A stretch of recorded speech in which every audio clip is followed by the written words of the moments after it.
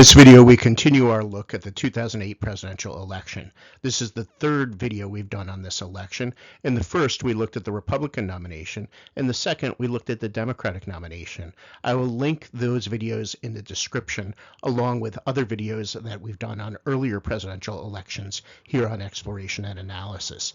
In this video, we will mostly focus on the general election, which pitted Barack Obama against John McCain. But there were also some other candidates in the race, and I want to take a few minutes to talk about them. Bob Barr will seek the Libertarian nomination, and he'll be a more well-known figure than the party had in the last four elections that we've looked at. Barr had been a Republican member of Congress and was elected in the 1994 wave.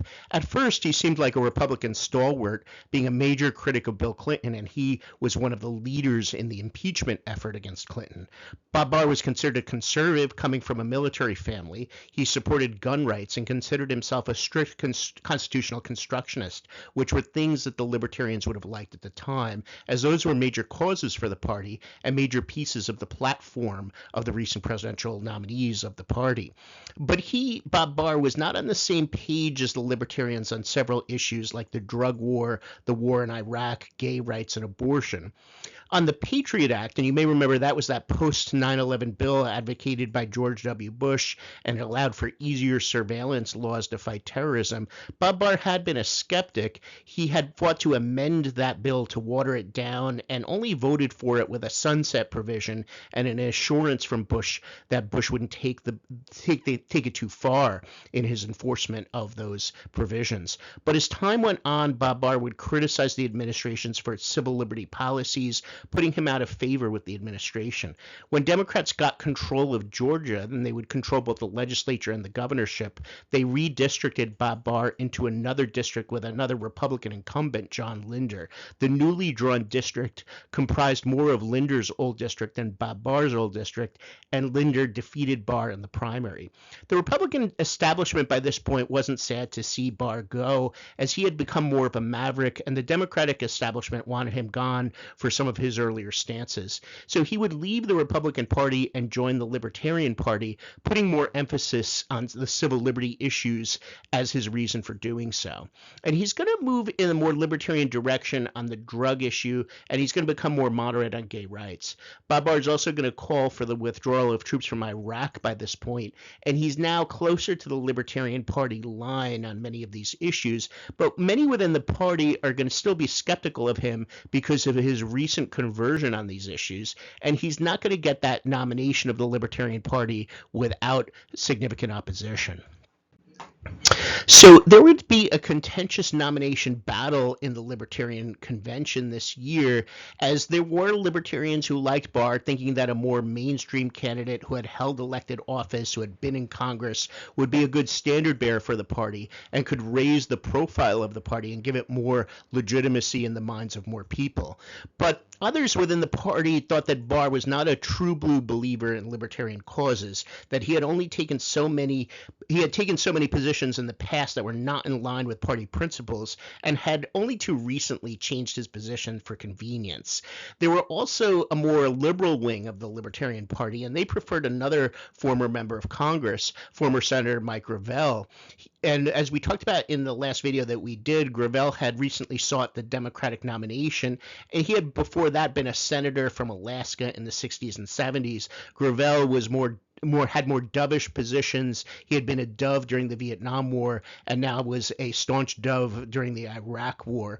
So a lot of that appealed to the Libertarians, particularly its liberal wing. So Mike Gravel had his share of supporters, but there was also Mary Ruwart seeking the nomination, and she was more of a mainline Libertarian, closer to the likes of Harry Browne, Andre Marou, and Michael Badnarik, who had been the three most recent Libertarian Party nominees. She was kind of more in that vein, a sort of die-in-the-wool, true blue Libertarian. So then there was another gentleman named Wayne Allen Root, who, like Barr, he had been a former Republican, and he didn't have as much baggage as Barr did, but he also didn't have Barr's name recognition or stature. So Wayne Allen Root certainly did have good speaking ability. He had done radio, and he was also a businessman. And ultimately, Barr and Root are going to strike a deal, and Root will become Barr's running mate. And this new team of Barr and Root will narrowly win the Libertarian nomination, getting barely enough delegates to overcome Mary Ruwart, who would move into second place. Meanwhile, the Green Party will nominate another former member of Congress from Georgia who had also lost her primary, and her name was Cynthia McKinney. McKinney had been a fierce critic of Israel and AIPAC in an era where that was not as popular as it is now. McKinney was also a vocal critic of the Iraq War, and the Greens were hoping to gain some traction this year. They had done well in many European countries, but not so much in the U.S.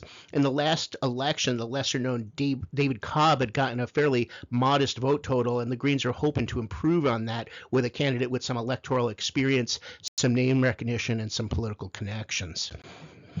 There will also be a person with some name recognition seeking the Constitution Party nomination, and that would be Alan Keyes. And we had seen Keyes seek the Republican nomination several times. He was a staunch social conservative. He had also been an ambassador in the past.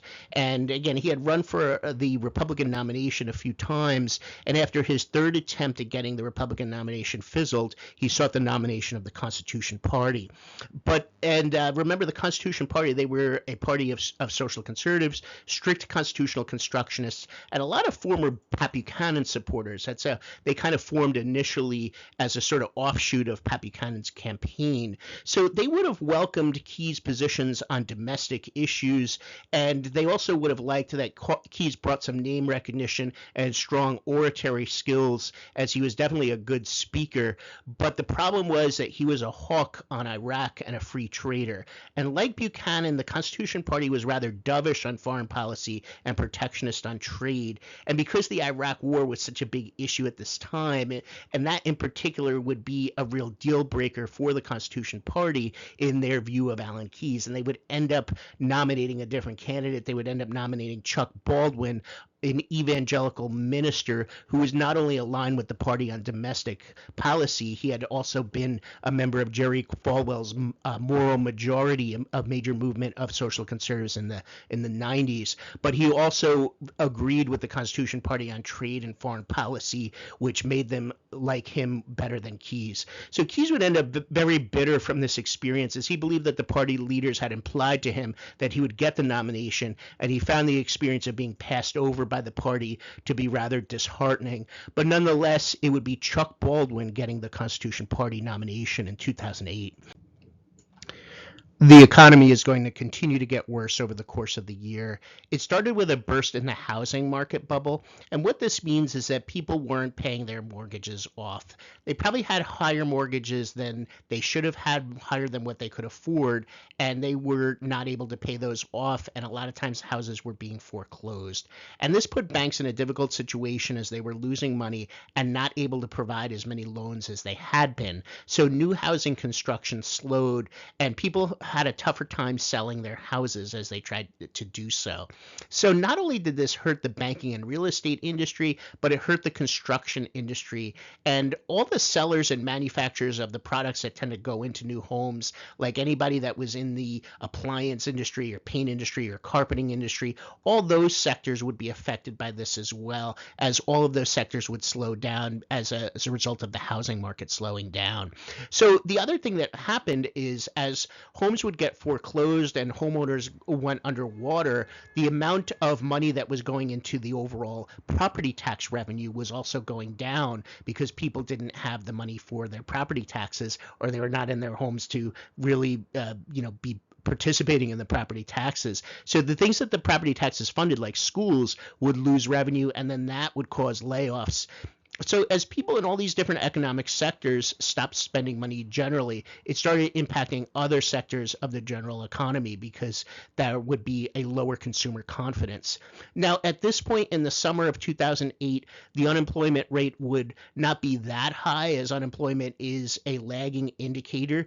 Certainly by the end of the year, it will go up, but at this point, it's still relatively modest, but it's higher than it had been in recent years, and that's going to start causing people more and more concerns, and the economy is going to be on a lot of people's minds during this election year.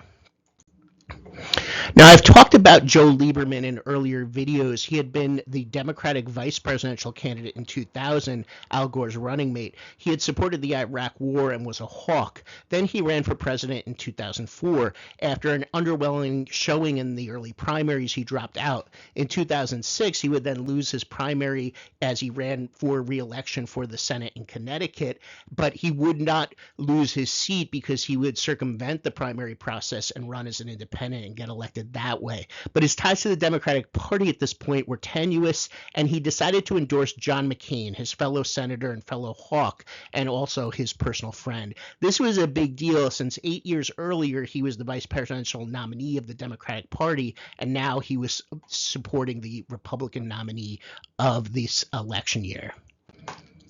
So let's take a look at some polls. Now, the Democratic convention is going to happen between August 25th and August 28th. The Republican convention is going to happen between September 1st and September 4th. So these numbers are pre-convention numbers, these summer numbers. And we see Obama generally with the lead. And the lead is going to vary. It looks like kind of mid-single digits generally, with the highest one being 8-point difference, the lowest one being 3-point difference. So you figure the actual lead is somewhere in between that kind of average. So McCain is on the ropes. He's figuring he's down. He's really behind Obama, and he's going to hope to shake things up a little bit. He wants to change the dynamic and make his chances a little bit better than these numbers are suggesting.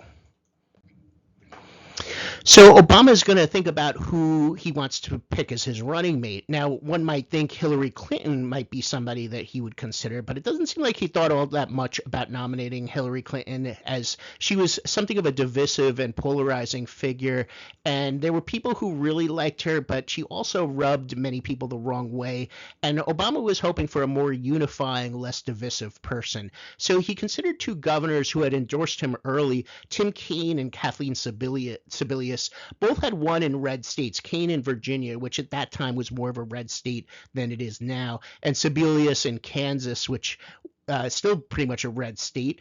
And both Kaine and Sebelius had good crossover appeal and were seen as problem solvers. But neither had much experience in foreign policy, and this was a weakness that Obama recognized in himself, and something that neither Kaine or Sebelius could really help him to balance. Now, Evan Bayh, on the other hand, might have been somebody that could have served that purpose. He had been elected in a red state as well. He had been a senator and governor from Indiana, and he did have foreign policy and executive experience. So he was something like a Bill Richardson in that way, maybe not quite as much experience as Bill Richardson had, but he had quite a bit. And he also was a second-generation senator, a little like a Chris Dodd.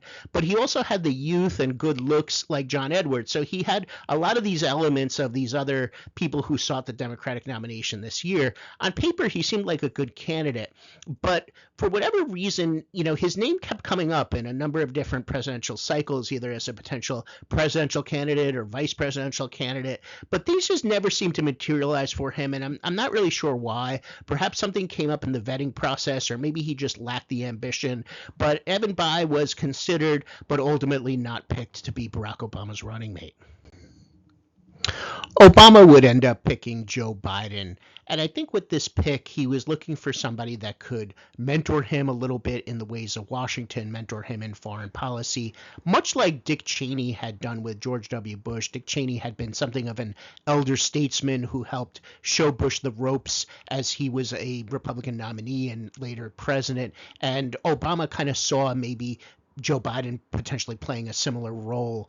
And so he would end up going with Biden, maybe hoping too that he could help him ease the concerns that many working class voters had with Obama. As we saw in some of the later primaries, Obama struggled in some of the states with large white working class populations like Pennsylvania and Ohio, and he definitely wanted to win those states now as the presidential nominee. And perhaps Joe Biden would have some skills and some abilities to appeal to some of those voters, as Obama seemed to be struggling with that. So he would end up going with Biden, who did have a lot of foreign policy experience, having been chairman of the Foreign Relations Committee, and definitely had a lot of the Washington experience that could help Obama in with his lack of experience.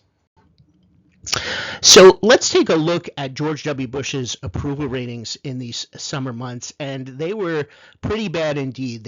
We think of Donald Trump now as having very low approval, but these numbers Bush had in the summer of 2008 were much worse. So we're even seeing some of these polls have him in the 20s, which is really bad for an incumbent president. But even the low 30s are pretty bad, and we see in the right-hand column there the spread. So it's minus 40. I think the best number he has in that right hand is minus 28, but that's not good. And then the other numbers in the 30s. So Bush is definitely on the rope. So McCain is seeing his own numbers down. He's seeing Bush's numbers down. He's seeing the economic numbers down. So McCain is thinking that the odds are against him unless he can do something to shake things up and change the dynamic. Hence his choice of running mate. Now, with all these things going against him, McCain is going to look to really shake things up and have a game change. So as he's picking his nominees, he's sort of thinking about that. So I want to take a few minutes to discuss McCain's vice presidential selection. As much has been made of this, with many believing that he'd end up making a mistake, McCain himself is said to express regret about the decision he makes. But at the time, there was some logic to it. And it doesn't seem like it didn't seem as much of a mistake at the time as it would be in retrospect. So like I said, we look at those poll numbers and we looked at the economic numbers, and McCain was definitely behind, and he was in the same party as George W. Bush, who was extremely unpopular. And even though McCain had been something of a rival of Bush in the past, he was still in the same party and had supported Bush in some of his unpopular policies like the war in Iraq. So McCain was running with several strikes against him in terms of how the American people were looking at things at the moment.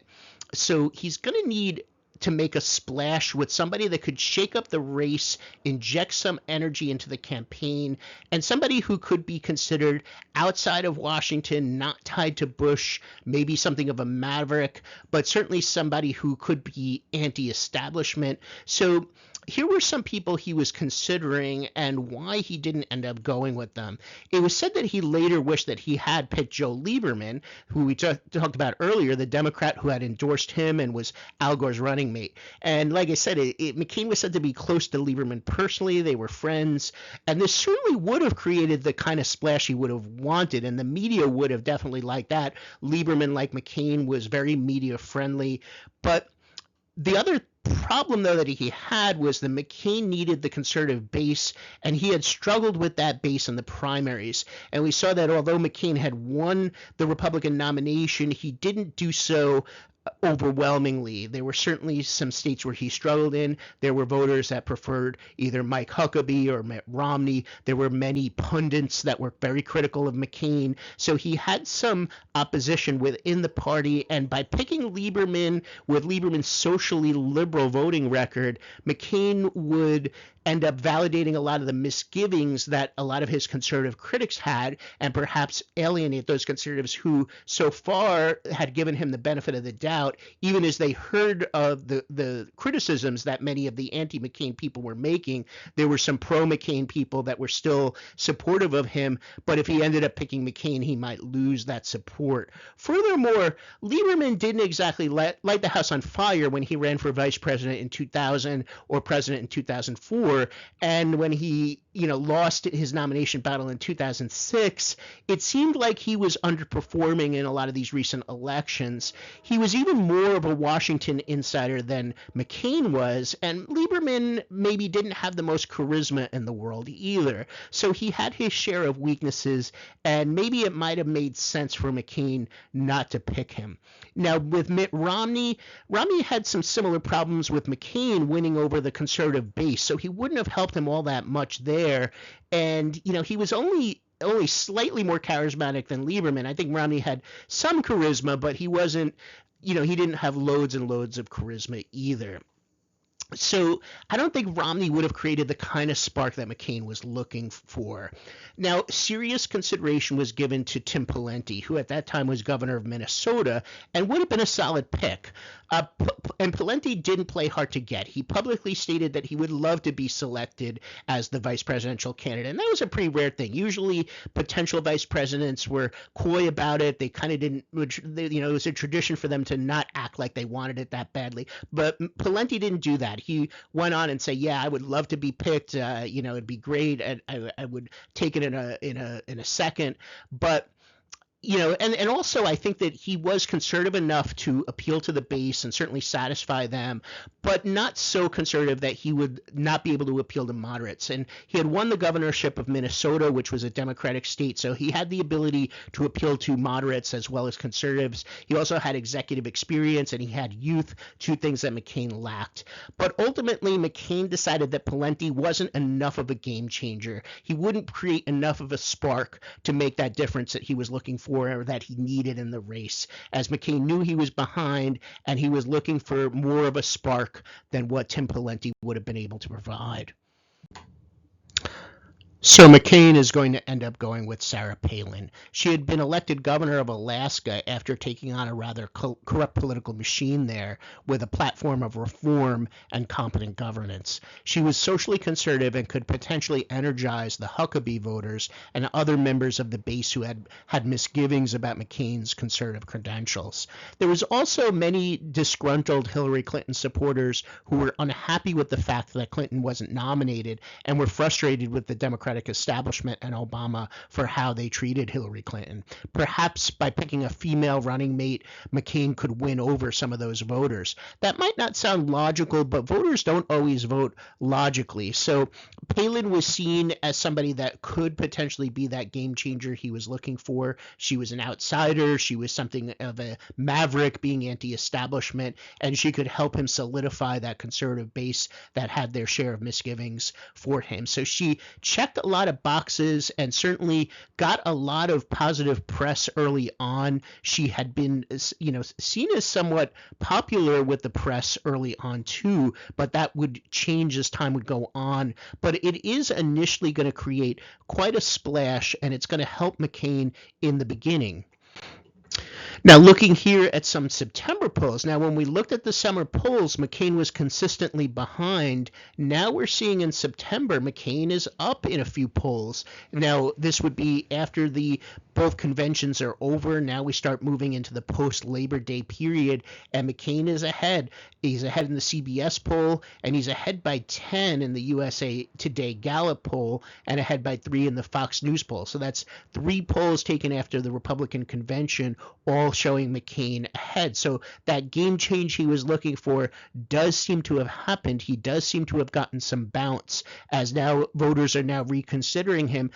Despite all those strikes that were going against him that we talked about earlier, he did have a period of time where he was ahead, and he was ahead really for the only time consistently during the election. But as we move later in September, we're going to see that lead start to evaporate with McCain, and he's going to start to fall behind again as we move into the fall.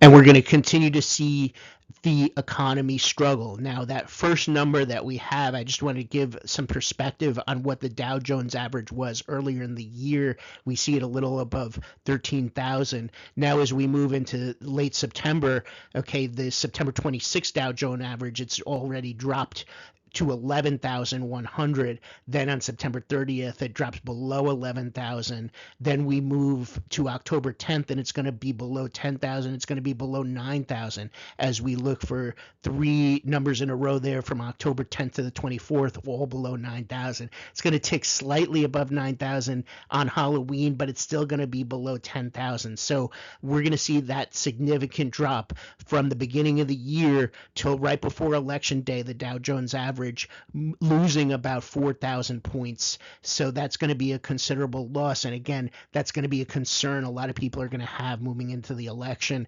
And that's not going to bode well for the incumbent party.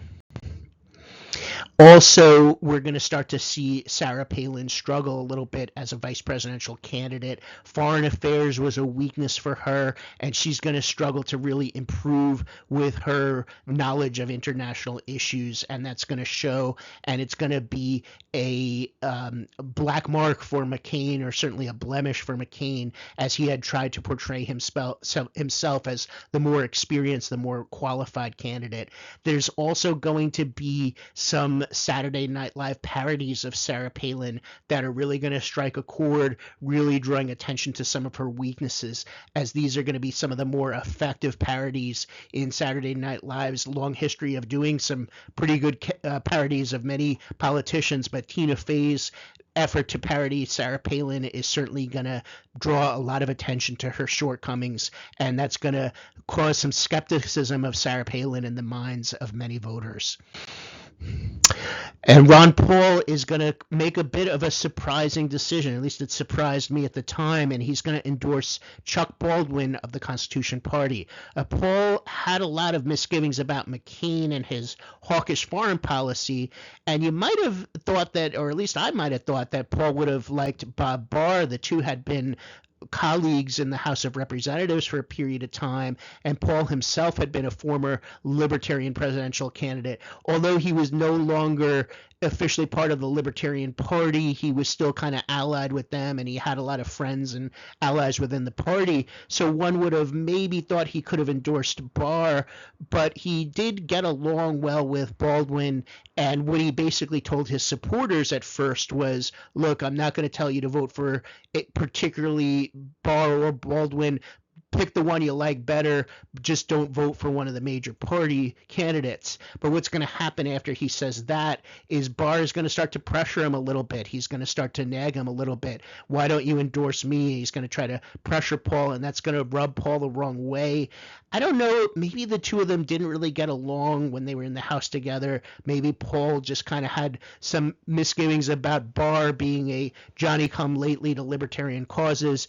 But basically, he's going to end up saying, you know what, if you really want me to endorse one person instead of what I've been saying, I'm going to endorse one person, and that one person is going to be Chuck Baldwin, who had been, like I said, somebody that had supported him. Baldwin had supported Paul in the past, so Paul liked Baldwin, and he's going to end up endorsing Baldwin. So let's take a look at some of the fundraising, and I think that this kind of drives home how much of an uphill battle it was for McCain. You know, usually, all things being equal during this period, Republicans would be a little bit better at raising money than Democrats, as they tended to have the support of the business community. But not only is it not the case this year, it's really not even close. We see Obama's fundraising and spending completely blowing McCain's numbers away, and McCain's just not even close. And I think that that's going to also hurt McCain. And I think maybe his reasoning for wanting to shake things up might have also had to do with his struggles with fundraising compared to Obama's more successful fundraising. Remember, Obama had a good internet operation. He had a lot of enthusiastic supporters, and a lot of them would end up donating money to his campaign. We're going to see the other candidates lagging behind, and we're actually going to see Baldwin raising a little bit more money than McKinney does, although not maybe spending as much. So McKinney's going to struggle with her fundraising during this election, and I think that will end up hurting her totals in the end. I want to talk about some of the battleground states. What I have here on this list are many of the closest states according to the poll numbers. And in order to win the presidency, you must win the majority of the Electoral College votes. So how you do in each state matters. How many Electoral College votes each state matters. So I have that number in parentheses. And then I have the Real Clear Politics polling average. So what Real Clear Politics did, it's a news firm. They would take the best pollsters in the country and average together the numbers from those best pollsters and come up with an average. So this wouldn't be just one poll, but this would be an average, an aggregate of several polls. And it was a tough road ahead for McCain, according to these numbers. So in order for McCain to win, he would have to win either every state above that line that's there. And if he didn't win every state above the line, he would have to compensate by winning a state below that line. So basically, Obama was in the driver's seat because he could afford to lose some of the states where he was ahead, but McCain really couldn't afford to lose any states where he was ahead because he had to not only win those states, but he had to win several states in which Obama was ahead. Now, that isn't such a tall order if you look at states where the average was close, because even a good polling aggregate like Real Clear Politics can be wrong by a few points, but for them to be wrong in several states by more than a few points is rare indeed. So as you can see, the states at the top, McCain had a slight lead, so he had to win those. Then he had to win the states below that where Obama had a slight lead. But then as we start going down, Virginia, the lead Obama had was 4.5 points. McCain would have to overcome that. Colorado was 5.5 points. Nevada, 6.5 points. And if he were to lose any of those, then he would have to compensate that for one of the states below. Now, he did make a play for Pennsylvania late. Now, Pennsylvania was not a swing state in the sense that Bush had lost it in both the times he had run in 2000 and 2004, but McCain thought that maybe he might have a slight chance. Remember, I had said earlier Obama had lost Pennsylvania in the primary. He had struggled a little bit with those working class voters. McCain thought that maybe he had a pathway by winning Pennsylvania, so he would campaign there late, but it would be a tall order as the average there had it 10 points or so. Obama had the lead, so McCain, in order to win, would have to, pull something out of a hat based on these numbers. And as we can see here is the final popular vote on election day, and Barack Obama wins with almost 53% of the vote, so he gets the majority of the popular vote, and he gets more of a vote total than any other candidate got up to this point. And that would only be surpassed by Joe Biden in 2020. So McCain getting 45.5% of the vote, just about 7 points behind where Obama was. So not a particularly close vote, but not a blowout, not a landslide, but Obama with a solid victory. And we see the other candidates further behind. The Libertarian and Constitution Party, I think, did slightly better than they had in the prior election, but not all that much better. And then I think Cynthia McKinney's sixth place finish was probably a disappointment for her, as well as the Green Party, by only getting about 161,797 popular votes. So we have the final Electoral College vote total here on this map, and a pretty solid win by Obama. He would end up winning Ohio and Florida, as well as Colorado and Nevada, so that pretty much put him in the lead here. He would also win Pennsylvania, and he'd win some close ones in North Carolina, and North Carolina was not a state that Clinton won in the 90s, so this would be the first time a Democrat had won North Carolina in quite some time, as well as Missouri. Now, Missouri was won by McCain. That was one of the few close states that McCain ended up winning. But Obama would win in Indiana, and Indiana was a state also that had not voted Democrat for quite some time, as Clinton had failed to win it himself. So a good, solid Electoral College vote for Obama. He's definitely going to have a mandate going into his early presidency. It was just a tough pathway for McCain to get a victory with all of the fundamentals working against him. He was behind in fundraising. The economy was bad. The war had not been going well. Bush had certainly created a certain amount of fatigue for the Republican Party, and the American people were looking for a new direction. So in 2008, Barack Obama will end up winning. So Democrats are also going to do very well in the congressional elections. You might look at that 21-seat gain in the House and think, okay, that's respectable, but not exactly a tsunami. But remember, they had won 31 seats in 2006. So that's combine those, and that's 52 seats and as a net gain. And that is indeed a tsunami. It's just one of those times where the tsunami happened over two back-to-back congressional elections. So that makes it a little different. But they are indeed going to be picking up a lot of seats and be in the driver's seats in Congress for the time being. They're going to win in some Republican strongholds like Kansas and Idaho, and they're finally going to sweep the New England states.